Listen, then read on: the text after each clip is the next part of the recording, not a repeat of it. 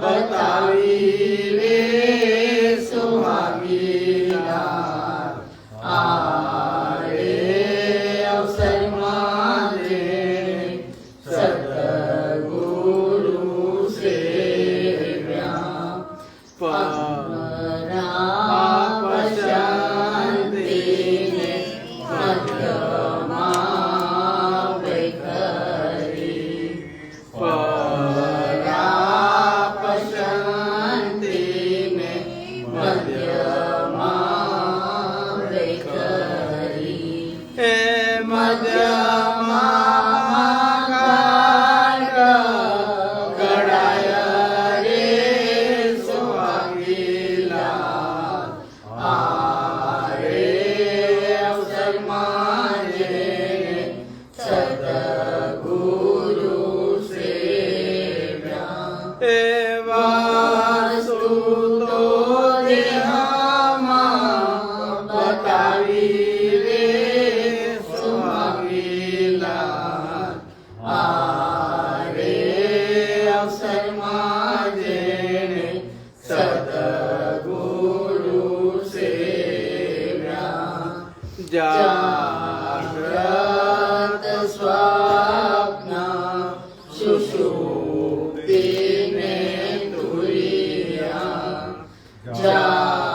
जाग्रत स्वप्न सुषुप्तिने तुरिया ए ऊना मनी तोड़खाय रे सुहागीला आरे अवसर मारे सतगुरु सेव्या ए वास्तु तो देहामा बतावी रे सुहागीला आरे अवसर मारे सतगुरु सेव्या चंद्र सूरज दोनों एक घर लावे चंद्र सूरज दोनों एक घर लावे ए जेवू જોઈએ તેવું થાય રે સુહાગીલા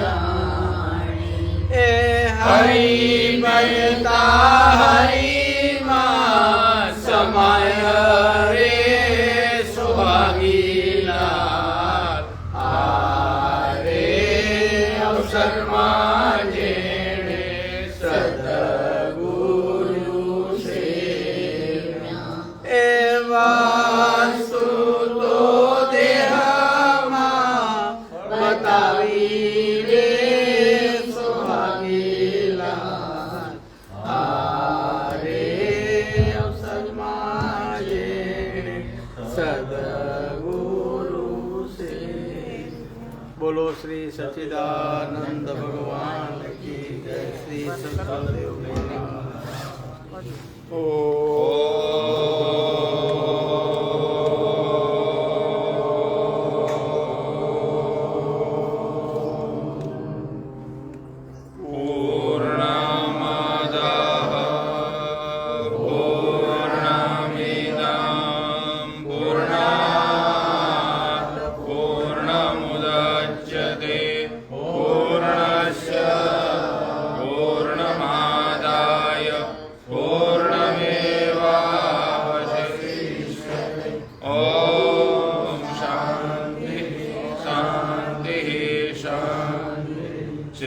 सच्चिदानंद भगवान की जय। श्री सद्गुरुदेव महाराज की। गुरुर्ब्रह्मा गुरुर्विष्णु गुरुर्देवो महेश्वर गुरुर्साक्षात् परं ब्रह्म तस्मै श्री गुरवे वेद वेदांत सन्निष्ठां श्रोत्रियं बोधरूपिणं चिदानन्द रसास्वादां प्रकाशं परमं ईश्वरो गुरुरात्मेति मूर्तिभेदा विभागिने व्योमवद्व्याप्तदेहाय श्री सच्चिदानंद भगवान श्री सद्गुरुदेव। प्रियंगु कलिका श्यामां रूपेण प्रतिमं बुधं सौम्यं सौम्य गुणोपेतां तं बुधं प्रणमाम्यहम्।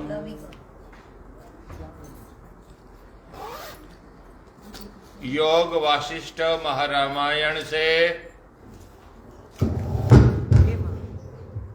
हम सब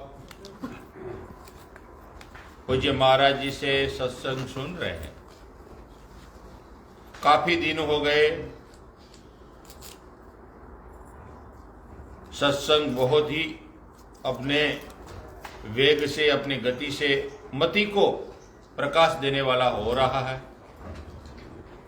कल का सत्संग भी अद्भुत रहा, लेकिन थोड़ा गहरा था। रात को मैं सोच रहा था थोड़ा गहरा था, क्योंकि अणु का विषय ही गहरा है। अणु को भी अणु करना है, उसके लिए बहुत सूक्ष्मता चाहिए।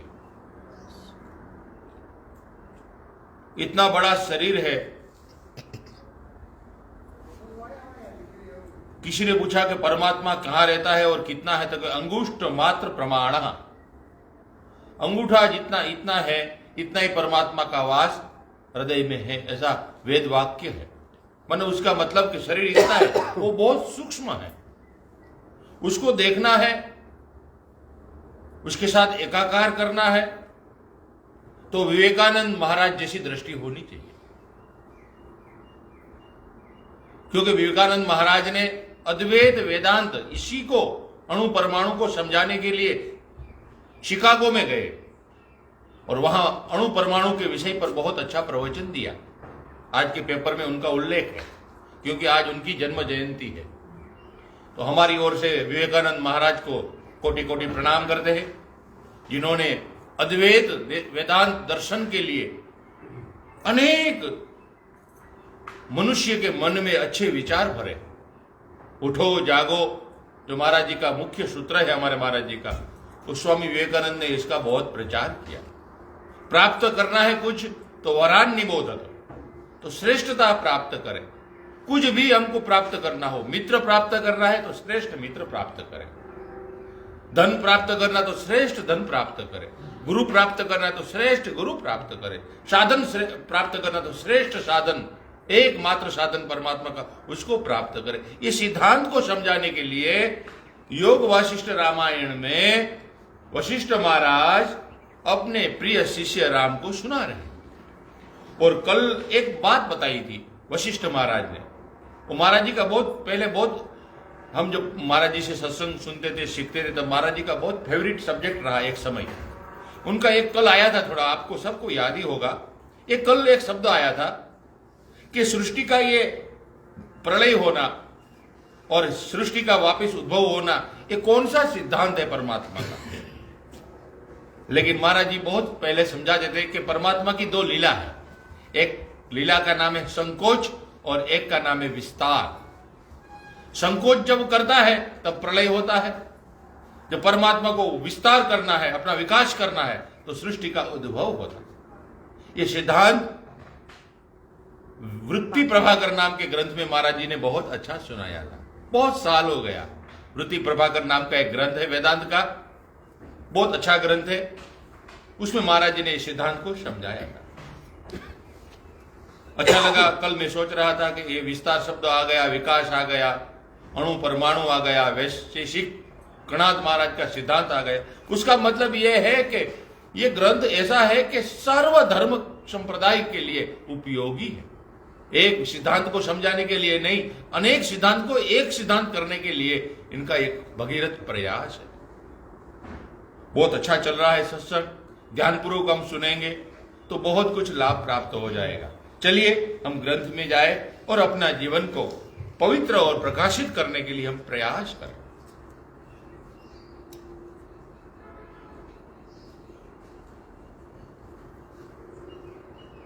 और एक बात बताऊं, विवेकानंद महाराज दादा गुरु को भी प्रणाम करने आए थे।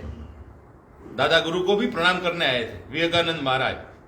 ऐसा महाराज जी ने एक बार सुनाया था कि विवेकानंद महाराज जब विदेश जा रहे थे तब अपने दादा गुरु को भी प्रणाम करने आए थे। ऐसा हमारे दादा गुरु कितने उनके पास सिद्धि होगी, कितनी उनके पास नाम की बल होगा, नाम का धन होगा। उनके पास अच्छे अच्छे संत महात्मा लोग आते थे। मुझे गर्व है कि मैं उस परंपरा से जुड़ा हुआ।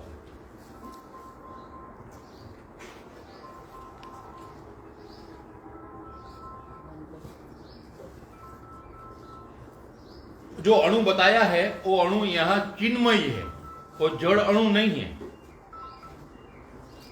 जैसे बीज में भावी वृक्ष रहते हैं, वैसे ही चिन्मय परमात्मा में भूत, वर्तमान और भविष्य तीनों कालों के प्राणी सदा विद्यमान रहते हैं।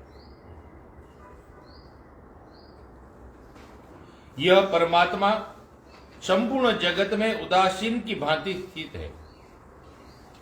महाराज जी परमात्मा है, उसमें सब कुछ, ये बोले वर्तमान है, भविष्य है, भूतकाल है, फिर भी परमात्मा उदासीन है। तो उदासीन उसकी वृत्ति है कि उनका स्वभाव है? स्वभाव। उसमें वृत्ति तो है ही नहीं। हाँ, स्वभाव है उनका। वृत्ति तो तब उठेगी जब भाव उठेगा। अच्छा। भाव तो है। करो सनातन है। अच्छा। तो इसलिए वो उसका स्वभाव है।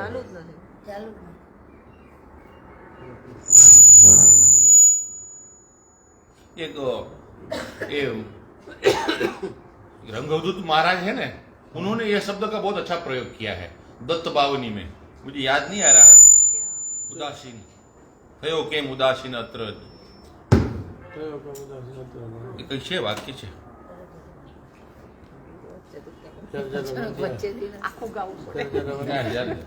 कर्तापन और भोक्तापन से उसका थोड़ा सा भी स्पर्श या संबंध नहीं है। परमात्मा इस जगत के बाहर भी स्थित है और भीतर भी। यह बात तीनों लोकों में अधिकारी प्राणियों के उपदेश के लिए कही जाती है। कोई प्राणी ऐसा न समझे कि परमात्मा मेरा नहीं है और मैं परमात्मा में नहीं हूं, ऐसा कोई नहीं कह सकता। चाहे उसको ज्ञान है, चाहे उसको अज्ञान है। इसीलिए परमात्मा सब में विद्यमान है और सब परमात्मा में विद्यमान है। यह सिद्धांत वेदांत का मुख्य है। यह बाह्य और आंतरिक स्थिति का भेद शब्द तक ही सीमित है, वस्तु में नहीं है। क्योंकि वस्तु चेतन रूप है, अतः उसमें उक्त भेद का होना कदापि संभव नहीं है। दृष्टा परमात्मा दृश्य जगत का रूप नहीं धारण कर सकता, क्योंकि दृश्यत्व असत एवं वास्तविक है।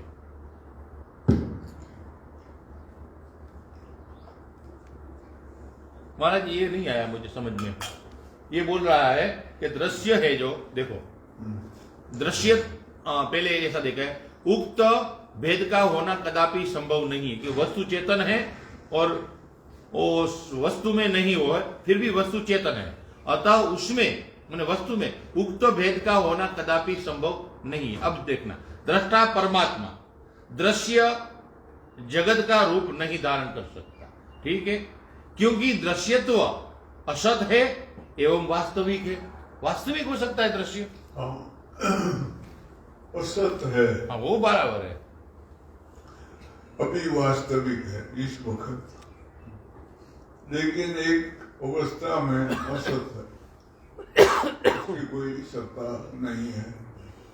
लेकिन जब तक ज्ञान नहीं है, संसारिक दृष्टि है, तब तक वो वास्तविक लगता है। वो है जैसा है वैसे ही, उसमें कोई भेद नहीं है। लेकिन हमारे में जब परिवर्तन होगा तो सारे भेद समाप्त हो जाएंगे। वो है या नहीं है उसका कोई लेना देना नहीं, इसलिए उसका नाम एक है अनर्वचनीय। उसके बारे में कोई वचन नहीं बोला जा सकता, है भी और नहीं भी है। इसलिए उसको माया बोलते हैं। माया का मतलब है जो अपने आप में दिख रही है, भास रही है, लेकिन है नहीं उसका अस्तित्व, उसको माया बोलते हैं। वही अनर्वचनीय है। परमात्मा अनर्वचनीय नहीं है, वो तो है, वही है और कोई नहीं है। बाकी जो है संसार ये अनर्वचनीय है।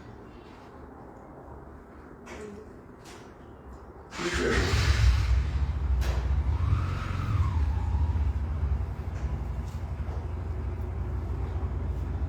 दृश्यत्व असत एवं वास्तविक, जो कोई भी वस्तु परमात्मा में है ही नहीं, परमात्मा उसका स्वरूप कैसे धारण कर सकता है?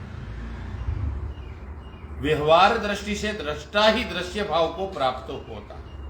व्यवहार दृष्टि से दृष्टा ही दृश्य भाव को प्राप्त होता है। जैसे पिता के बिना पुत्र और भोक्ता के बिना भाग्य नहीं है, उसी प्रकार दृश्य के बिना दृष्टा ही नहीं है। दृश्य होगा तभी दृष्टा का बनेगा। होएगा तो भी दृश्य होगा तभी दृष्टा बनेगा। इसलिए ऐसा भी मानते हैं कई कि परमात्मा ने अपने को दृष्टा प्रकट करने के लिए दृश्य की रचना करी। ऐसा भी मान्यता है। ये भी एक फिलॉसफी है, दर्शन। वो संसार क्यों बनाया? तो कहते हैं वो अपने को दृष्टा जानने के लिए दृश्य का निर्माण किया है, ये उसकी लीला है। ऐसा भी मानते हैं। वाह।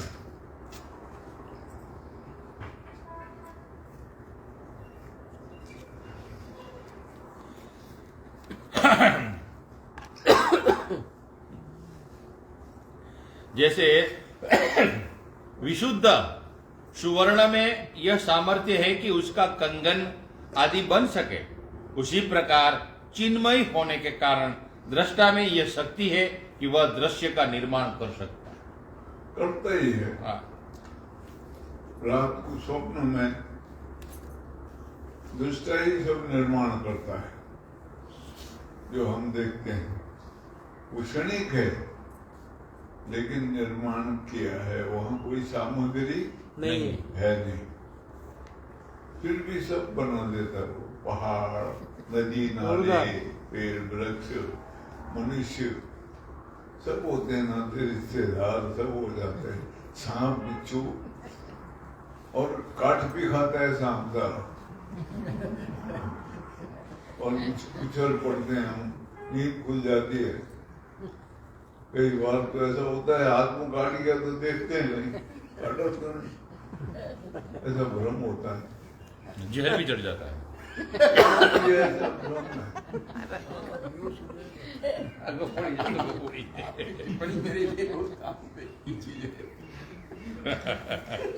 सब पैदा करते हैं।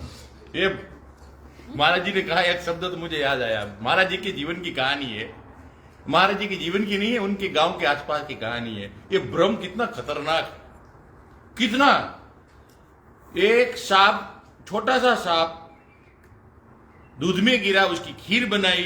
6 महीने के बाद पता चला कि इसमें दूध में 6 महीने के बाद तो एक साथ सब मर गए, फैमिली के। भ्रम हो गया, हाँ हमने सांप खा गए। उस दिन उसको जहर चढ़ गया और सब मर गए। वहाँ क्या होता है, ऊपर लोग पहाड़ों में रहते हैं तो सर्दियों में वो चले जाते हैं वहाँ तराई में नीचे, तो हल्द्वानी वगैरह जगहों में मैदान होते थे, वहाँ चले आते थे। वो बैलगाड़ियाँ चलती हैं, बैलगाड़ी में जाते थे। रास्ते पर रुकते रुकते उनके साथ जानवर भी होते हैं, गाय भैंस साथी बैलगाड़ी के साथ बांध रखते हैं। तो वहां पर गांव के पीछे सड़क के उल्ली तरफ पहले वहां पर भी दुकान बना दी उसने, तप्पड़ था। मैं वहां पतंग उड़ाया करता था उसको। तो वहां वो डेरा डालते रात को, और दिन को, रात को चलते हैं। तो रोड पर भीड़ भाड़ होती है तो रात को दिन को डेरा डालते। तो डेरा डाला तो लोग जो थे उनके साथ वो घास फूस लेने जानवरों को लकड़ी टुकड़ी इकट्ठा करने चले गए। औरतें थी तो एक बहू एक सास, तो वो दूध निकाला था। दूध निकाल के वो कढ़ाई में खीर बनाई। तो आए सब खाने बैठे, उसने दी सबको। तो बाद में जब नीचे देखा तो एक सांप का बच्चा हड्डी हड्डी पड़ी है, बाकी कुछ नहीं है। उसने वो निकाला तो सांप, अब क्या करे, उसने भी खा ली और बहू को भी खिला दी और वो फेंक दिया, किसी को पता नहीं लगा और चले गए।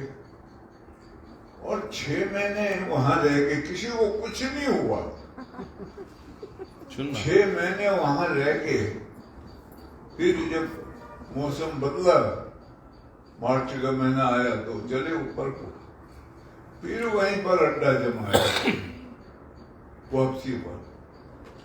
तो वो लोग फिर गए, 2-3 जने थे वो चले गए और ये बहू और ये रह गए। तब वो फिर खीर बनाई तो बहू को कहा बैठे रहना है, यहाँ जाना नहीं कहीं, यहाँ कीड़े मकोड़े रहते हैं बहुत। वो जो पिछली बार शाम इसमें पक गया था, वो तो भगवान की कृपा रही, कुछ हुआ नहीं किसी को, वो जहरीला नहीं होगा वो। अब वो बात फैल गई तो सबको पता लगा, क्या हुआ पता है, पूछा तो उसने कहा ऐसा ऐसा हुआ, यहाँ सांप इसमें पड़ गया था खीर में और वो मरा हुआ था, वो मैंने फेंक दिया, वो बताया नहीं किसी को। तो वो सब सोए, सुबह सब सोए रहे। वो 6 महीने बाद जहर चढ़ गया उनको। और एक बच्चा था छोटा, वो बच गया, वो उसने नहीं खाई थी खीर, वही बचा। बोलो, वो उनको हाय ऐसा हुआ, बस जहर चढ़ गया और બધા બ્લુ થઈ ગયા હતા, જાંબલી થઈ ગયા હતા બધા। 6 महीने जहर चढ़્યું। क्या महाराज जी कुदरत है, इसको जानना बहुत मुश्किल है भाई। एक और किस्सा है, एक किस्सा और है। हाँ, एक को सांप ने डस दिया। वो बहुत वो टोने टाट के करते थे गाँव में, पहले वो दवा दूवा खिलाए, वैसे वो मर गया। तो वो छोटा बच्चा था 5-6 साल का, तो उसको जलाते नहीं है, गाड़ देते हैं। तो उसको गांव के किनारे पर इधर गाड़ दिया। तो पुराने समय में महात्माओं की टोलियां चलती थी, हाथी में, और ऐसे 8-6 महात्मा इकट्ठे ही चलते थे। तो वो महात्मा की टोली आई, उन्होंने वहां पर अड्डा जमाया और भोजन बनाया। तो इसको गाड़े हुए 3 महीने हो गए थे, मरे हुए 3 महीने। तो महात्मा ने नहाया वहां पर, नहा के धोती सुखाने डाली, तो धोती जल्दी सूख गई। औरों की धोती नहीं सूखी, इसकी सूख गई। अब स्वाभाविक है, वो खोजी वृत्ति होती है साधु महात्मा की, तो उसने कहा मेरी धोती कैसे सूख गई जल्दी। तो गांव वालों को बुलाया, गांव वाले वो आए थे वहां, क्या नाम, उनको राशन पानी देने के लिए, आटा दाल चावल देने के लिए वैसे आए हुए तो 2-4 आदमी। तो पूछा यार यहाँ पर गड्ढे में क्या है, यहाँ नीचे कुछ है? बोला यहाँ एक बच्चा सामने डस दिया तो वो मर गया, उसको गाड़ रखा है यहाँ जहाँ पर आपने धोती सुखाई। उसने खुदवाया वो बच्चा मिल गया नीचे, और उसका वो पैर में काटा था, तो पैर सड़ा हुआ था, बच्चा ऐसा पड़ा हुआ था उसमें। वो महात्मा ने उस सांप को बुलाया, वो पता नहीं कहां से आया सांप, और उसने वो चूस लिया जहर उसका, और वो 3 महीने बाद बच्चा जिंदा हो गया।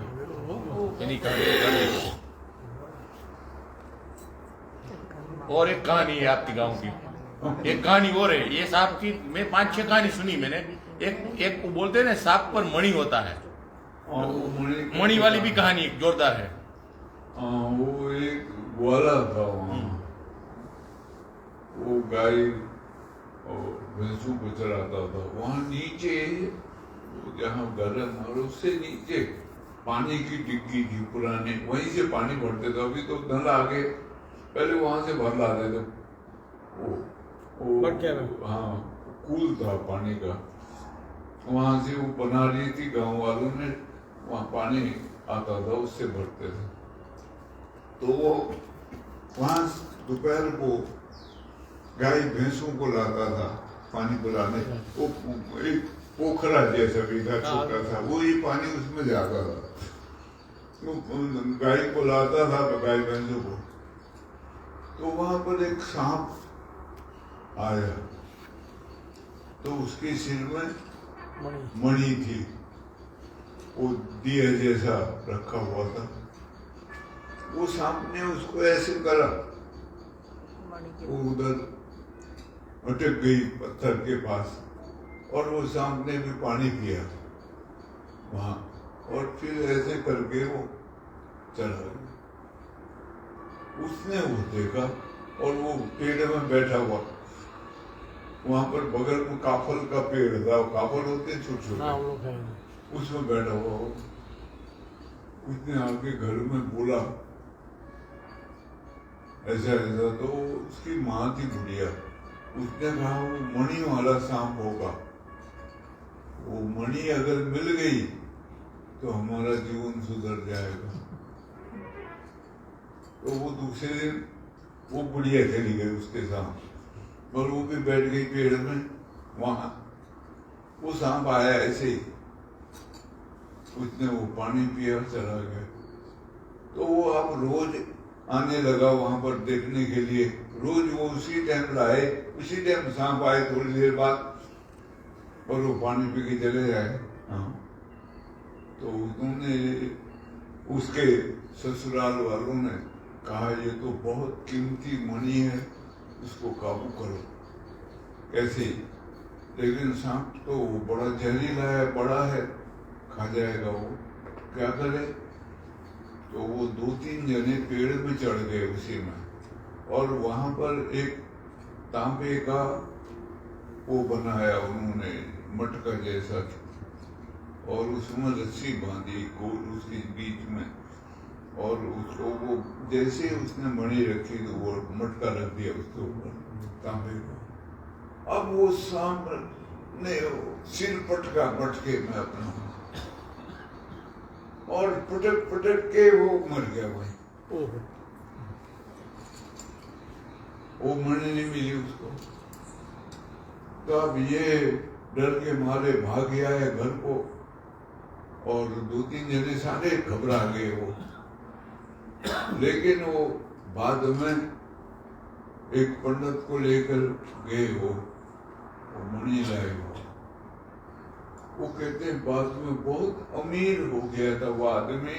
वो भुवाली नाम की जो जगह है वो पूरा उसी का था।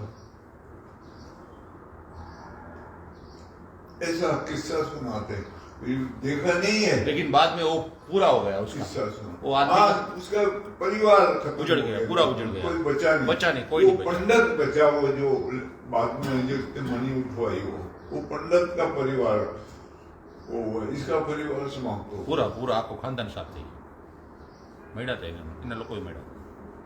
ऐसी कहानियां है भाई साहब, सुनाते थे ना घरों में, हाँ, तो वो सुनिए। हाँ। हम तो वहां गए और वहां बहुत कहानी सुनी है और सब याद है। समय ईद का प्रसंग था इसीलिए हमने इसका जिक्र किया है, बाकी जिक्र की जरूरत नहीं है। लेकिन स्वामी जी के साथ घूमे हैं, वहां गए हैं और कहानियां बहुत सुनी है अलग अलग, तो उस कहानी याद आई है। और प्रसंग था सांप का कि भ्रम कैसा खतरनाक है। 6 महीने पहले का भ्रम आदमी को मार सकता है, जहर भी चढ़ सकता है, हरा शरीर हो गए सबके, इतना जहर चला। तो इसलिए हमारे यहाँ सांपों को बहुत विनती करते हैं, प्रार्थना करते हैं। और सांप खराब भी नहीं है, अच्छा भी नहीं है, और अच्छा सांप कभी ऐसा परेशान भी नहीं करता। इसलिए नमोस्तु सर्पेभ्यो जय पृथ्वी मनु जय अंतरिक्षे जय देवीतेभ्यः सर्पेभ्यो नमः, ऐसा ऋग्वेद में यजुर्वेद में मंत्र भी दिए हैं। चलिए जन्मेजय महाराज को याद करके आगे बढ़ते हैं। ऐसा है, किसी को सर्प काट खाए तो उसको रीठा होता है, रीठा, जिससे कपड़े धोते थे पुराने टाइम पर, ये रीठा खिलाना चाहिए। आश्रम में जितना भी खिलाया जा सके रीठा खिलाए, और तब तक खिलाए उसको जब तक वो कड़वा ना लगे। उससे वो जहर का असर जो है वो खत्म हो जाता है, ऐसी मान्यता है। और एक जगह मैंने प्रयोग करवाया था इसका, वहां उल्लू में, और वो ठीक हो गया था। पर उसको वॉमिटिंग हुई बहुत बड़ी वो रीठा खाने से, लेकिन वो ठीक हो गया था।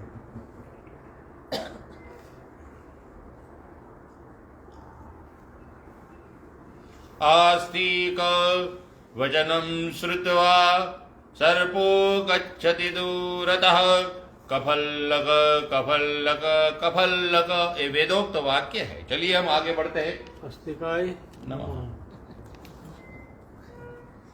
जैसे विशुद्ध सुवर्ण में यह सामर्थ्य है कि उसका कंगन आदि बन सके, उसी प्रकार चिन्मय होने के कारण दृष्टा में यह शक्ति है कि वह दृश्य का निर्माण कर सकता है।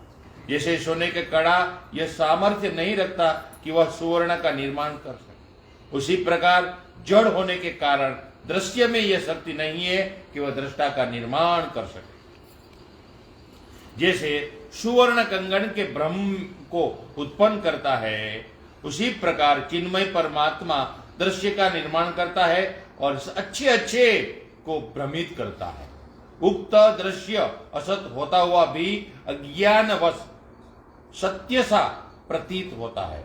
दृश्य अज्ञान मात्र से उत्पन्न होता है, ज्ञान से कभी दृश्य उत्पन्न होता ही नहीं। जब तक कारणभूत अज्ञान रहता है तभी तक उसकी स्थिति बनी रहती है। जैसे कड़े और कंगन आदि की प्रतीति के समय सुवर्ण की सुवर्णता सत्य होने पर भी स्फुट रूप से स्फुरित नहीं होती, क्योंकि मूर्ख अज्ञानी पुरुष की बुद्धि उक्त आभूषण के नाम रूप में ही उलझी रहती है।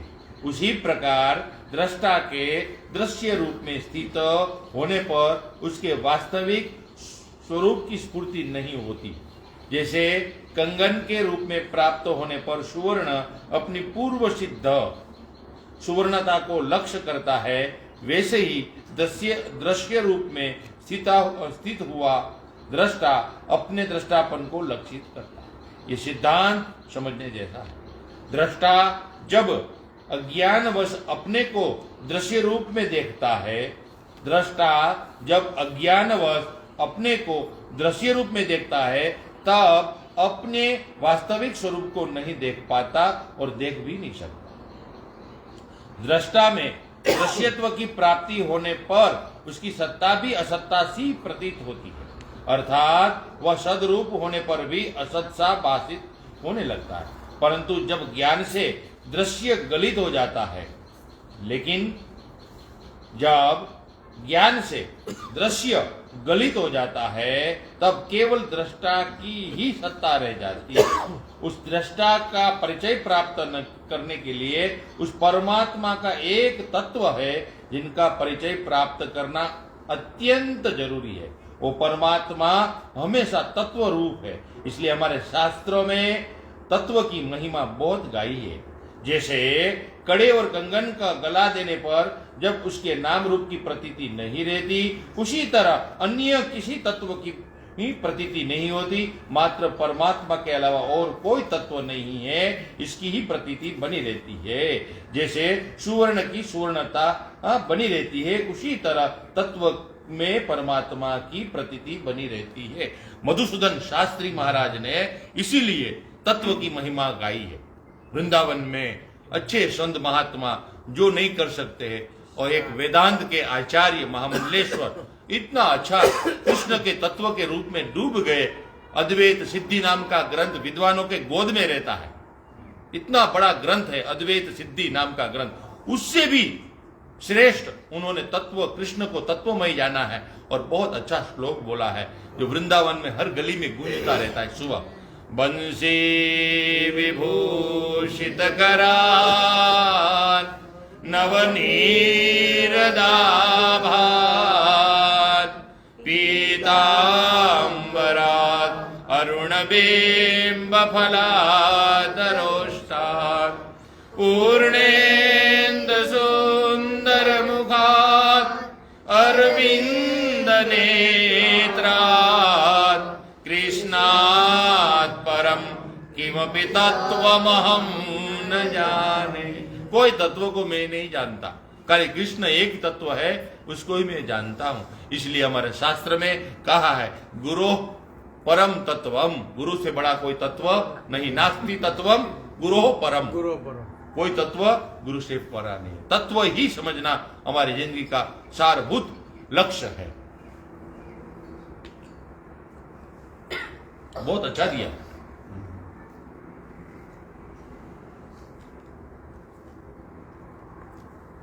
जैसे जल, भूमि आदि 5 भूतों से भौतिक पदार्थ तनिक भी पृथक नहीं है। जल, भूमि, आकाश, ये जो 5 भूत है वो भौतिक पदार्थ तनिक भी पृथक नहीं है। उसी प्रकार इस स्वभाव सिद्ध परमात्मा रूप अणु से कुछ भी पृथक नहीं है। परमात्मा सर्वव्यापी है, इसीलिए अनुभव गम्य है, इसीलिए अनुभव गम्य है। वाह, ये बहुत अच्छा लिखा। तथा सबका अनुभव भी उसी का स्वरूप है, सबका अनुभव भी उसका ही स्वरूप है।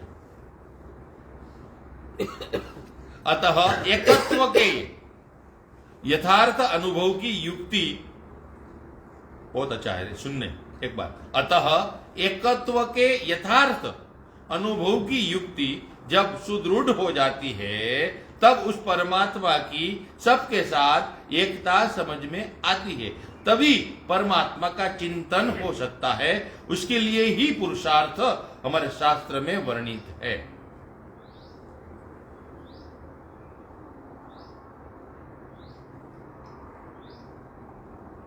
परमात्मा दिशा काल आदि से सीमित नहीं है, वह एकमात्र अद्वितीय है। सबका आत्मा होने के कारण सबसे अभिन्न है। स्वतः तो वह सर्वानुभव रूप भी ही है। ये इतना याद रखे कि वह जड़ नहीं है। वो जड़ कैसे हो सकता है? इतना है तो फिर जड़ चेतन ही होगा। जड़ वस्तु एक देशी होती है, जो जहाँ है वहीं है। चेतन वस्तु कभी एक देशी नहीं होती, वो व्यापक होती है। और जड़ का कितना ही बड़ा हो, पहाड़ हो, पत्थर हो, जो है एक दिन नाश हो जाता है और उसका कभी नाश नहीं होता, वो अविनाशी है। तो इसलिए उसके साथ उसका कोई संबंध नहीं हो सकता। और जो जड़ है वास्तव में वो भी जड़ नहीं है, लेकिन वो तमोगुण से युक्त है, इसलिए पत्थर बन गया। उसमें और दूसरे गुण नहीं आए हैं अभी, सिर्फ तमोगुण ही है, इसलिए वो बिल्कुल स्थिर है, एक देशी है। उसमें रजोगुण का आएगा तो लुढ़कना शुरू हो जाएगा। जैसे अब ये बड़े बड़े पहाड़ गिरते हैं, पत्थर लुढ़कते हैं, ये घिसेंगे, घिसते घिसते मिट्टी बन जाएगा, मिट्टी बन जाएंगे, घास, रेत, बालू, मिट्टी। फिर उसमें घास फूस उग आएगी। उस घास फूस को गाय खाएंगे, पशु जानवर खा जाएंगे। विकास की क्रिया है, अनादिकाल से चली आ रही है, इसलिए ऐसा होना जरूरी है। वो नियति इसी का नाम है। नियति का मतलब अपने समय के अनुसार जो सब जो उन्होंने पुस्तक लिखी है, भृगु शुक्राचार्य के पिता थे वो, भृगु संहिता, भृगु संहिता, उसमें हम सबका जन्म पत्र है। जो भी है जीव संसार निश्चय, उन सबका जन्म पत्र होगा। और वो कब पार होंगे, भगवान से कब मिलेंगे, वो सब उसमें होगा। कब उन्होंने कितनी योनियों में भटकना है, कहाँ कहाँ जाना है, सब उसमें है। ऐसा लिखा है। वो 40 किलो वाला मन है, जो वो 12 मन की है। पुस्तक जो संगीता है 12 मन 40 किलो वाला, तुम्हारा 80, 20 इधर का जामनगर में 20 है, 40 किलो। तंजावर म्यूजियम में थोड़ा है, वो पत्ते है थोड़े। होशियारपुर में है महाराज, थोड़ा होशियारपुर में है, काशी में भी है, कई जगह है थोड़े थोड़े। होशियारपुर में उनके पास तो 22,000 पन्ने थे। 22,000 थे। वो तीनों भाइयों ने बांट लिए हैं, वही उनकी प्रॉपर्टी है। पगे थी लक्ष्मण दक्षिणा जी, बड़े हिफाजत से रखते हैं। और दक्षिणा लेने का ढंग बहुत अच्छा है, पैसा लेने का ढंग बहुत ही अच्छा है, लात मार के लेंगे। पैर में रखना पड़ता है पैसा, वो ऐसे ठोकर लगाएंगे। बाद में लिए वो उसको लक्ष्मी को बोला है भृगु ने, लक्ष्मी ने उसको साफ दिया था कि तूने मेरे सामने मेरे पति को लात मारी है, मैं तेरे पास कभी नहीं रहूंगी। उसने कहा जा ससुरी, तेरे को कौन पूछता है, तो उसके पास मत रहना जो मुझे नहीं जानता है। जो मुझे जानता है वो तुझे ठोकर मारेगा। तब वो बिल्कुल संगीत वाले जो होते हैं वो उसको ठोकर मारते फिर हैं। ऐसा है। तीनों दिन भाई अभी अच्छे। गीता पढ़ोगे उसमें भगवान ने कहा है तपस्या नाम भृगु अहम भृगु, तपस्वियों में भृगु ऋषि हूँ। कितना अच्छा लिखा है महाराज। भृगु कितना अच्छा आचार्य था। ऐसा है वो। शुक्राचार्य का बाप था वो। लेकिन एक बात है, जब सती यज्ञ में सुहा हो गई, अपने को यज्ञ में डाल दिया था उसने, सती ने, तब भगवान शंकर को क्रोध आया तो उन्होंने जटा पटकी अपनी, तो उसमें से एक पहलवान पैदा हुआ, उसका नाम था वीरभद्र। वो गया वहां यज्ञ विध्वंस करने, उसको आज्ञा करी। तो भृगु वो कर रहा था, हाँ, और वो देवताओं के लिए कर रहा था और वो प्रजापति के लिए। उसने भृगु की दाढ़ी पकड़ी और वो यज्ञ कुंड में चारों तरफ घुमा दिया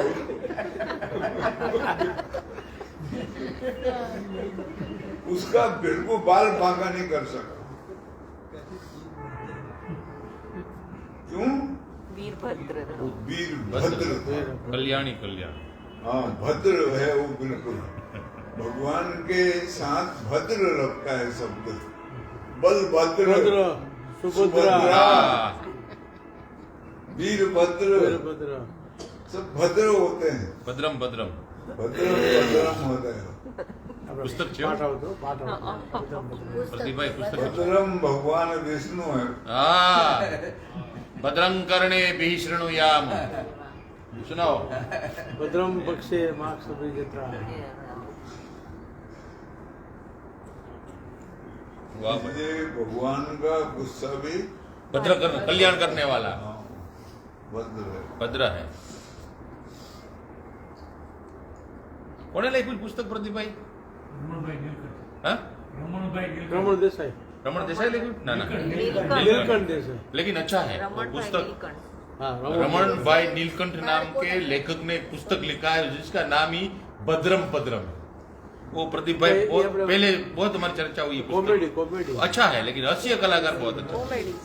ये भद्र शब्द है, भद्र शब्द है, वो यजुर्वेद को बहुत प्रिय लगता है, इसलिए पहला मंत्र जो बनाया है वो भद्र से ही शुरू करा है, भद्र शब्द से। भद्रं कर्णेभिः शृणुयाम भद्रं पश्येमाक्षभिजत्रा। सब कुछ भद्र ही भद्र। मैं जहां भी देखूं वहां भद्र ही भद्र देखूं, जहां तक देखूं वो कल्याण ही कल्याण। बहुत अच्छा लिखा है। सुनूं भी कल्याण, देखूं भी कल्याण।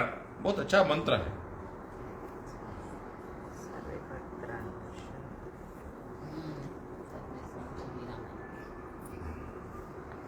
जड़ प्राणी पश्यन्तु मां कश्चित् दुःखभाग् भवेत्।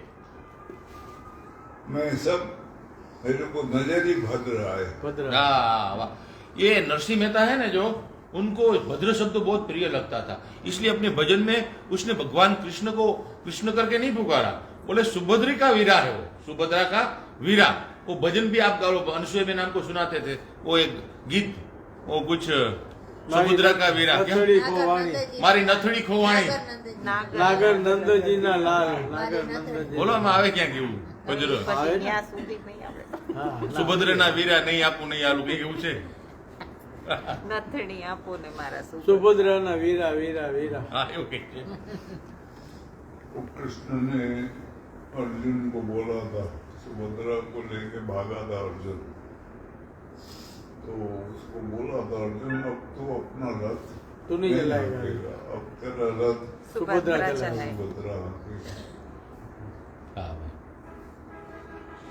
चलो भाई, बहुत ही अच्छा। भद्र शब्द और सुभद्रा शब्द बहुत ही अपने आप में सुंदर है। वहाँ प्रोग्राम किया था जगन्नाथपुरी में, तो वो तीनों भाई बहन की मूर्तियां हैं। वासुदेव हैं, बलभद्र हैं और सुभद्रा। तीनों भाई बहन की कहीं नहीं है ऐसी मूर्तियां, वही है। वही है। ये क्या नाम, विश्वात्मा। विश्वात्मानंद ने मेरे से प्रश्न पूछवाया था, इनकी हाथ। वो आंखें इतनी बड़ी बड़ी बाहर को क्यों है? हाथ है। मैंने कहा दृष्टा का रूप है, भगवान यहाँ दृष्टा रूप में है और भद्र है, भद्र के साथ है वो, बलभद्र उनका बड़ा भाई बनाया है उन्होंने। और 365 दिन 56 भोग, 365 दिन हाँ 56 भोग का भोग लगता है। लेकिन एक बात बहुत अच्छा है महाराज, जो कपड़े पहनते हैं ना, वो जो सुभद्रा, बलभद्र और भगवान कृष्ण, वो कपड़े में जयदेव का अष्टपद लिखा हुआ ही पहनते हैं और कोई नहीं और नहीं पहनता, पहनता। कपड़ा ही नहीं और अलाउड नहीं है। जयदेव ने अष्ट सखा जो लिखा है संस्कृत में, वो छुपा धीरे धीरे धीरे वही कपड़े पहनते हैं। इतना जयदेव के प्रति भाव था वहां, वो वरदान दिया था जयदेव गीत को। गोविंद, गीत गोविंद। हाँ, अष्ट सखा एक कहेवाय। बहुत अच्छा है भाई। प्रकट किए थे जयदेव ने, वो जगन्नाथ भगवान को प्रकट किया था जयदेव ने। और वो वहां पर जितना भी है, वो जो पढ़ना वर्ग है, वो हमेशा जय जगन्नाथ बोले। जय जगन्नाथ, जय जगन्नाथ, जय जगन्नाथ। भाई शंकराचार्य महाराज वहां गए थे, बहुत अच्छा भाव आया था उन्होंने, और उन्होंने भगत और मीनाबेन को याद आता। लेकिन एक पंक्ति बोलेंगे, बहुत अच्छा पंक्ति है, जगन्नाथ स्वामी नयन पथगामी भवतु में। हे भगवान जगन्नाथ, मैं और कुछ नहीं चाहता, मेरी दृष्टि में मेरा दृश्य न रहे, दृष्टापन ही रहे, ऐसा मुझे दर्शन कराइए, ऐसा मुझे दर्शन करे, मेरे सामने प्रकट हो जाइए। ऐसा शंकराचार्य महाराज ने वहां जाकर साधना करके ये श्लोक लिखा था। वो बहुत अच्छा है, जगन्नाथाष्टकम, अष्टक है, 8 श्लोक है, जो हमने जगन्नाथ में भगत के पास पहली बार बहुत अच्छी तरह से हमने सुना था। वहाँ प्रोग्राम था, हम लोग गए हुए थे पहले से, लेकिन प्रोग्राम नहीं बन रहा था, जगह नहीं मिल रही थी। तो ऐसा बनाया प्रोग्राम कि अयोध्या चलेंगे अभी रात को। रात को प्रोग्राम बनाया अयोध्या चलेंगे। मैं रात को सोया तो मेरे को ख्याल हुआ, मैंने कहा यार यहाँ आए इतनी दूर से प्रोग्राम करने के लिए, और ये प्रोग्राम नहीं बनना। वो पुण्य थे, वो 25 लाख बोले, कोई 30 लाख बोले। मैंने कहा इतनी तो हमारी हैसियत है नहीं, 8-10 लाख खर्चा होगा, क्या करेंगे। तो क्या सुबह उठा, मैं थोड़ी देर बैठा, मेरा मन नहीं लगा, मुंह उठा, ये सब लोग सोए हुए थे। 5 बजे नीचे आया, जहाँ ठहरे हुए थे, किसी को नहीं बोला मैंने। 5 बजे मंदिर खुलता है वो, वहां से सीधे मंदिर आया। मंदिर आया तो अभी आरती हो रही थी, करीब 5:30 बजे था, आरती अभी चालू थी। वो सामने ओटले पर बैठ गया, मैं आंखें बंद करके, और वो प्रार्थना करी। मैंने कहा आए यहाँ प्रोग्राम करने के लिए, अब यहाँ से जाना पड़े खाली हाथ, तो मैंने कहा आपके लिए, तो मैंने कहा ये बदनामी वाली बात होगी। मैंने कहा मैं तो कोई बात नहीं, चले जाऊंगा, आप मंजूर नहीं होगा। आरती खत्म हुई करीब 1 घंटे तक, मैं आधा पौना घंटा बैठा हूँ। थोड़ी देर सुमरण किया, थोड़ी देर प्रार्थना करी, बाहर निकला, वो सामने एक 2 मंजिले में वैष्णव होटल था, वहां गया तो मैंने पूछा इडली है, कहते अभी बनेगी थोड़ी देर में, 10-15 मिनट ठहर जाओ। मैंने कहा ठीक है, मैं बैठ गया उधर। तो इडली आई, इडली उडली खाई, उसके पैसे दे उतरने लगा, 1 महीना ऊपर चढ़ रही। बोला कहाँ गया? मैंने कहा हो जाएगा, प्रोग्राम ऐसा लग रहा। वाह, तो किसी ने आकर इसको बताया यहाँ पर एक पुरुषोत्तम वाटिका है, वहां जाके पता कर लो। और जब वहां गए तो मैनेजर ने सबने आके पैर में छुए, हाथों जोड़े। मैंने कहा बनिए काम। वो जगह भी अच्छी मिली महाराज। हाँ, अच्छी लगी। और फिर मैं भगवान जगन्नाथ को वहीं से थैंक यू। हाथ जोड़े। मैंने कहा तो भी आपकी कृपा होगी। तो ऐसा होता है भाई। बहुत मजा आई थी महाराज। एक बात तो मानना पड़ेगा, जगन्नाथ में बहुत ही मजा आई थी। और खास करके तोतापुरी महाराज की जगह वहां मिली, वो मन को बहुत गदगद कर दिया। शंकराचार्य के स्थान पर झगड़ा हुआ। हाँ, वो तो ये समीर की वजह से, इनकी मामा की वजह से। इसका मामा ने फोन किया था इसीलिए, वरना नहीं होता झगड़ा। लेकिन जगन्नाथ के जो पुरुषोत्तम वाटिका वाला मालिक है महाराज जी, और आपका पैर छुया ऐसा नहीं है, मुझे याद पूरा है। रामजी भाई का भी पैर छुया उसने। हाँ, सुबह रामजी भाई का पैर पकड़ लिया था। रामजी भाई ने बताया था मुझे। रामजी भाई बोलो तो करा, आप पेरी हूँ थी। हाँ, अरे वो खंजन के पैर पकड़ता था। खंजन को उतारे पुलिस बोलता था। इतना प्रभावित था वो। रामजी भाई मैंने की तुम्हारे तो मैंने बाद में उसको उसके घर जाके उसको डांट लगा दी, नहीं तो वो बहुत ही पिता था। वो कहता है मेरी पुरुषोत्तम वाटिका को तो आपने काशी बना दिया, ऐसा बोलता था। किशनलाल नाम था उसका, किशनलाल भारतीय। उसकी घरवाली का नाम था आरती बेन। हाँ, बहुत अमीर आदमी था, लोहे का कारोबार था। तो आज जगन्नाथ को याद करते हुए बहुत अच्छा, जगन्नाथ की यात्रा हमेशा याद रखना। जगन्नाथ की जो पवित्रता है, और जगन्नाथ में एक ही ऐसा है स्थान सनातन धर्म का जहां इंदिरा गांधी को प्रवेश नहीं था। मेरे कहने का वो गौरव की बात नहीं, लेकिन वहां इतनी पवित्रता है कि हवा ऐसे चले लेकिन ध्वजा उल्टी चलती है। और आज तक ऐसा नहीं है कि समुद्र इतना करीब है, इतना करीब समुद्र है, लेकिन समुद्र की हवा भी जगन्नाथ मंदिर को कुछ बिगाड़ नहीं सकती। इतना जगन्नाथ का पावर है। हर 12 साल के बाद एक आदमी को स्वप्न आता है, और स्वप्न के अनुसार वो कहता है कि मुझे उस पर्वत पर, एक पर्वत में जगन्नाथ का दर्शन हुआ। वो पेड़ काटते हैं नहीं है, उसकी विधि करती है, वो पेड़ को लाते हैं उठा उठा कर, उनकी मूर्ति बनाते हैं। हर 12 साल के बाद उस जगन्नाथ की महिमा अपरंपार है। और मुझे बहुत अच्छा लगता है जगन्नाथ का मंदिर, उनका दर्शन, उनका वहां का। और वहां का भोजन है, राजा भी साथ में खा सकता है और भिखारी भी साथ में भोजन कर सकता है। अन्न की इतनी महिमा है। और वहाँ ये भात भूत का प्रसाद मिलता है, चावल, और वो सब झूठा होता है। झूठा होता है। वो पंडे खाते हैं तो वो ही प्रसाद बनाते हैं सुखा करके। ऐसा है वहाँ का रिवाज। जगन्नाथ जी के स्वामी जी हाथ नहीं है दोनों। अकर्ता नहीं है, इसलिए अकर्ता का प्रतीक है। हाँ, दुष्टा का रूप रूप है। कुछ करता नहीं फिर भी जग चलाता है। हाथ नहीं है फिर भी जब अच्छा बाजी करना नहीं करना है। कल और होगा सत्संग, बात परसों को फिर मकर संक्रांति का दोपहर को होगा। उसके बाद थोड़े दिन विश्राम होगा।